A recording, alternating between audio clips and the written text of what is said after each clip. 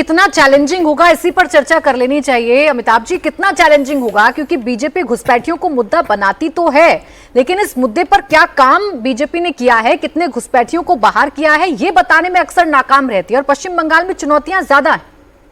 देखिए, सबसे पहले तो क्योंकि अब सरकार भाजपा की है, तो जो ये पोरस बॉर्डर का इशू है, यानी जहां पर भी फेंसिंग नहीं हुई है, सबसे पहले तो वहां फेंसिंग करने की ज़रूरत है। और उसमें अब इश्यूज नहीं आने चाहिए, क्योंकि जो लैंड ममता बनर्जी की सरकार नहीं दे रही थी भाजपा की सरकार को, अब वो लैंड ट्रांसफ़र हो जाना चाहिए और सबसे पहले फेंसिंग करने की ज़रूरत है।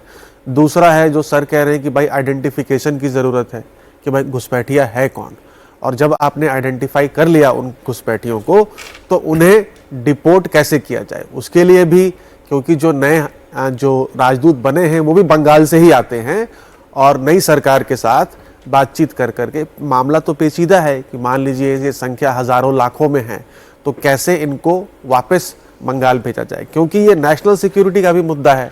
वहाँ से जो घुसपैठिया घुस रहा है वो सिर्फ बंगाल तक सीमित नहीं है, दिल्ली, गुड़गांव, बॉम्बे, पूरे भारत में फैला हुआ है। तो आई थिंक ये एक चैलेंज रहेगा जो बीजेपी अगले 5 सालों में अलग अलग बातें हैं, घुसपैठ को रोकना और घुसपैठियों की पहचान करना। हाँ। ये सेकंड पार्ट जो है देवेंद्र, क्या ये है स्कीम ऑफ थिंग्स में बीजेपी की? निश्चित तौर पे, और बड़े चैलेंज के तौर पर है। और उसमें एक चीज़ जो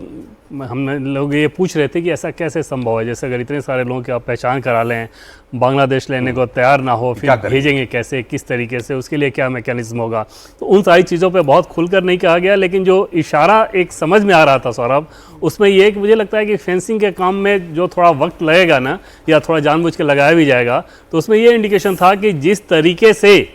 वो लोग आए थे उसी तरीके से जा भी सकते हैं। पुशबैक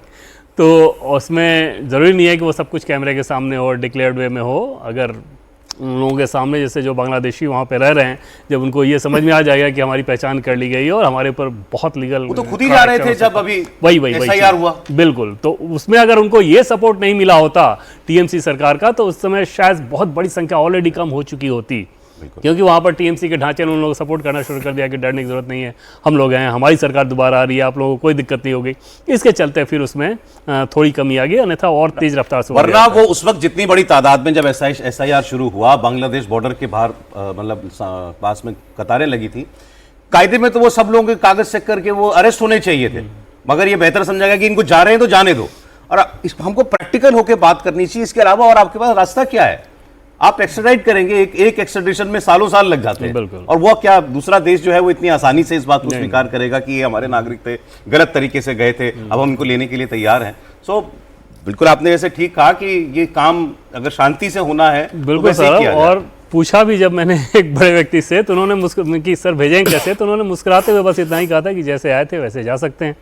तो उसे ये समझ में आ रहा था कि पुशबैक ही किया जाएगा। मगर एक ये इस सरकार का बंगाल में एक बड़ा काम रहेगा घुसपैठियों की पहचान करना, और फिर बाकी तो फिर उसमें और एजेंसियां और मंत्रालयों के जो काम हैं वो आते हैं। एक जो केंद्र की योजनाएं हैं वो लागू नहीं होती, वहां पर सरकारी कर्मचारियों की जो मांगे थी, अमिताभ जी के सर्वे में अक्सर आता होगा, क्या क्या इश्यूज सबसे ज्यादा प्रोमिनेंटली दिखते? अगर प्रोमिनेंट इश्यूज की बात करें तो सबसे पहले है lack of development and jobs, जो वो कह रहे थे। वेस्ट बंगाल पूरे भारत के जीडीपी का 11% अकाउंट फॉर करता था 1970s में, आज 5.5% करता है।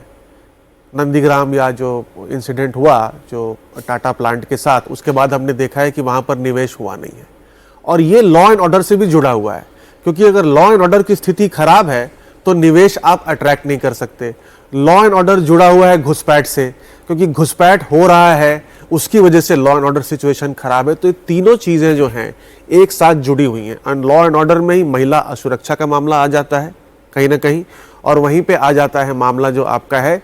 आप जो सरकारी कर्मचारियों की बात कर रहे हैं, वहाँ पर भी डीए जो वहाँ पर पे कमीशन का इम्प्लीमेंटेशन है वो काफ़ी डिलेड है, काफ़ी पीछे चल रहा है, और उसके इम्प्लीमेंटेशन का बीजेपी ने वहाँ पर मैनिफेस्टो में प्रॉमिस किया है, उसका फ़ायदा भी मुझे लगता है कहीं ना कहीं इस चुनाव में भाजपा को मिला है।